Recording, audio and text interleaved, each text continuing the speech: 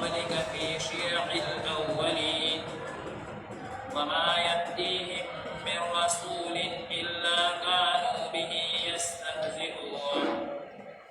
كذلك نسلكه في قلوب المجرمين لا يؤمنون به وقد خلت سنة الأولين ولو فتحنا عليهم بابا من السماء فظلوا فيه يعرجون لقالوا إنما سكرت أبصارنا بل نحن قوم مسحورون صدق الله العظيم. بسم الله الرحمن الرحيم. ولقد أرسلنا وبشكا مبراهيم من قبلك استعلم في شيع الأولين في غبرات مسكن أمتنا وما يأتيهم أو نبرات تدويتا من رسول باسم غبرا إلا كانوا مقعود وخلقا به يستهزئون يغفر بيروك كولي كذلك دغشان نسلكه من أجودا في قلوب المجرمين وزرود مجرمانك لا يؤمنون به فيما نروري بدي بغفر وقد خلت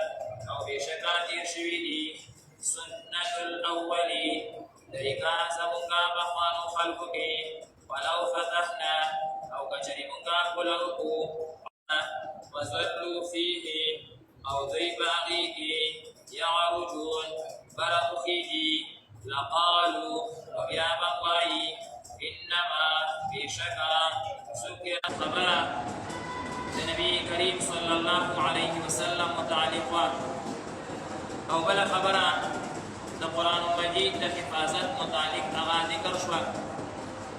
القرآن المجيد لحفاظت متعلقة علماء کرام ډیر زیات تحقیقات هغه لیکلي دي او هغه تحقیقات کا ټول مونږه عرض کوو او ذکر کوي را غونډوي په هغې باندې ډیر زیات وخت لګي ولیکن دا خبره اهمه ده چې د انسان په ذهن کې دا خبره پرېوځي چې قرآن مجید کې هیڅ قسم ته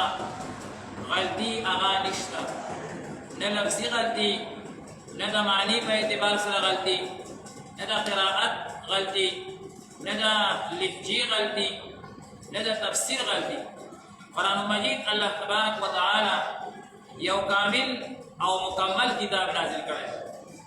او په دې باندې دلایل هغه انتهایی سیوا دي خو د عقل په اعتبار سره چې انسان سوچ وکړي د عقل به په خپله باندې دا ګواهي ورکړي چې قرآن مجید کې خطا او غلطي هغه نشته یو خدا چې نبی کریم صلی الله علیه وسلم باندې چې چا هم ایمان راوړی هغه د حضور صلی الله علیه وسلم په دور کې صحابه کرام بیا د هغې شاګردان هغې ته تابعین ویل کېږي بیا د هغې شاګردان چې هغې ته تبع تابعین ویل کېږي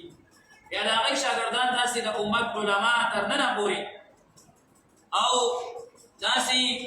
عام خلک چې هغې قرآن مجید حفظ کړی دی یا داسې عام زموږ وروڼه چې هغې قرآن مجید په ناظره باندې زده کړی دی یا داسې عام زموږ وروڼه او دغه شانتې کورونو کې مستورات دي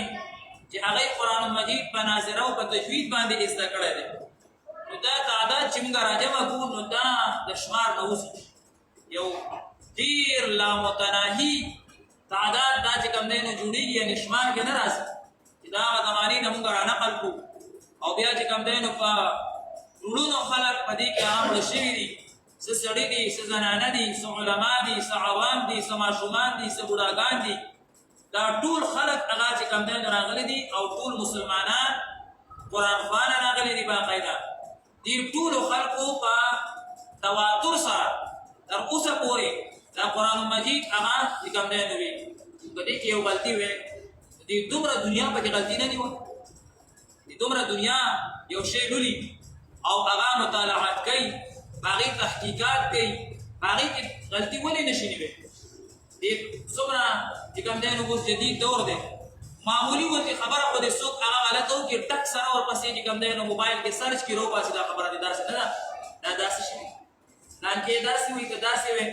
او پلان کې ملک دا خبره ده ته غلط لګې مخې سره ورپسې خبره باقاعده هغه وي بلکې دا اوس کې بعد ټیم کې یو عالم یا یو قاری تلاوت کې خطا شي که ستاسو خیال کړئ غلطي نه خطا دې نه هغه وشي عوام مرګري ورپسې باقاعده په موبایل کې روباسي چې دې کې قاری صاحب هغه چې کوم دی نو خطا وکړه دلته کې یعلمون او د تعلمون دلته یعقلون او د چې کوم دی نو تعقلون یو لفظ ته باقاعده د ټولې دنیا سوچ دی دې کې به غلطي څنګه او یو کس نه دی چې ورته ناست دی کس نه دی چې ورته ناست دي زر کسان نه دي لک کسان نه دي بلکې کروڑونه اربونو ته دا تعداد هغه چې کوم دی نو باقاعده رسېدلی دی